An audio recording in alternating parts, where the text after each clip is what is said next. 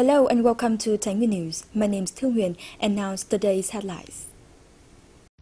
Mr. Dương Ngọc Long, chairman of Thai Nguyen Provincial People's Committee, had a work meeting with the Hungarian company BDO.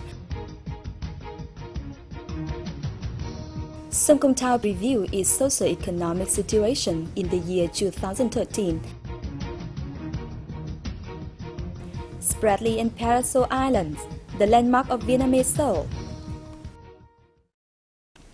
On December the 7th, Mr. Dương Ngọc Long, Deputy Secretary of Thai Nguyen Provincial Party Committee and Chairman of Thai Nguyen Provincial People's Committee, had a work meeting with the Hungarian company BDO and its partner, Vinatech Vietnam, to discuss the implementation of e-government project in Thai Nguyen Province.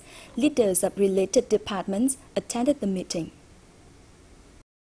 During the meeting, Chairman Dương Ngọc Long briefed the visitors on the highlights of local economic situation as well as social and cooperating potentials, with particular focus on some fields where the BDO has advantages.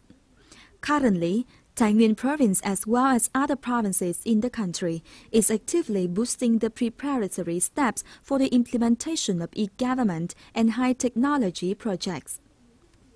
Since BDO company has maintained a good relationship with the government ministries and agencies of Hungary and has been involved in developing many e-government projects in Hungary and abroad, representatives of BDO committed to helping Thai Nguyen build and implement the project.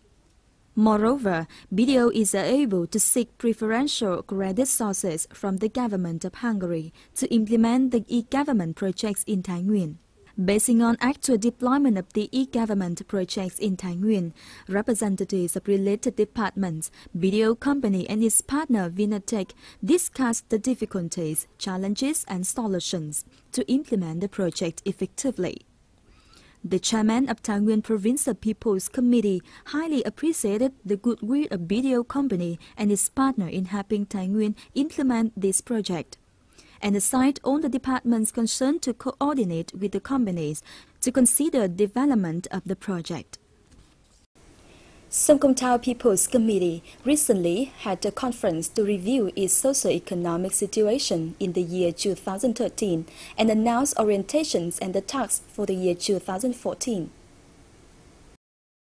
In the year 2013, amid many difficulties and challenges, Songkhon made great efforts to meet and achieve basic socio-economic indicators. Its total value for industrial production is estimated at 4,700 billion Vietnam dong. The combined production value of agriculture, forestry and fisheries is estimated at about 420 billion Vietnam dong. The export value, on the other hand, is approximated at $26.6 million. Total revenue reaches approximately 119 billion Vietnam dong, equaling to 111% of the plan. The coming year, 2014, is the fourth year of the implementation of the 7th Town's Party Congratulations for completing the roadmap to 2015.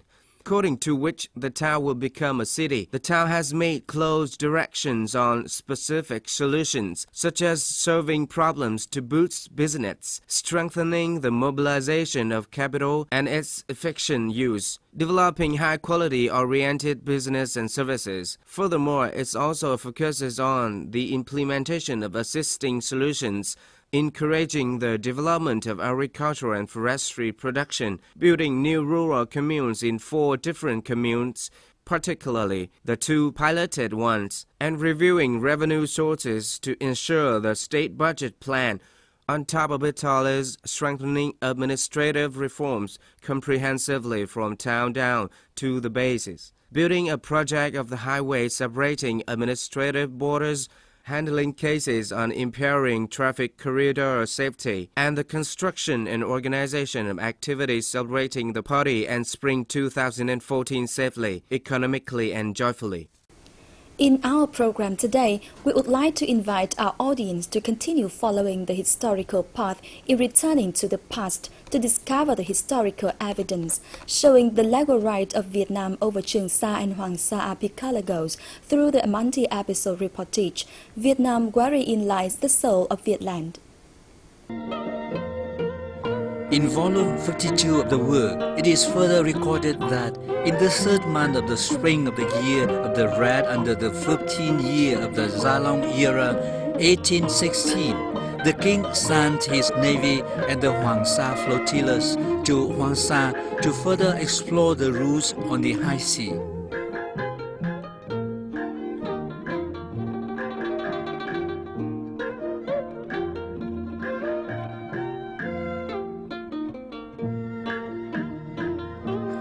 Volume 104 writes, the king tells the Ministry of Public Works that the island stretch of Hoàng Sa in the territorial water of Quảng Ngãi has the water and the sky mixed in one color, making it hard to verify the water depths and therefore leading to the accidents of merchant ships. It is necessary to prepare vessels to send people there annually to install stelaes and plant trees so that in the future, when the trees grow up, they would make up a green area easily detectable for ships avoid accident. That would be a deed forever. In another instance, the brief history of Vietnam, published in the 30th year of the King Tự Đức era, 1877, offers the following description of Vạn Lý Trường Sa. Vạn Lý Trường Sa belonged to the territory of Quảng Ngãi province, from Lý Sơn Islands, alias Ngoai La or Vela by the Tang Chinese. It would take some 3 days' sail to reach. In the early time, the Great Vietnam country used to recruit youths from the two communes of An Hai and An Vinh to the Hoàng Sa flotillas to send there to collect marine produce. They started their journey in February and returned in August every year. There is a temple roof with ancient tiles and a giant plaque inscribed with 4 letters Vạn Lý Ba Bình, and no one knows when this temple was built. Servicemen and people used to spread plant seeds from the south everywhere around the temple whenever they happened to pass by, so that when the plant grew up, they would make a natural sign for boats. Since the abolishment of the Hoàng Sa flotillas, boats no longer pass by as before.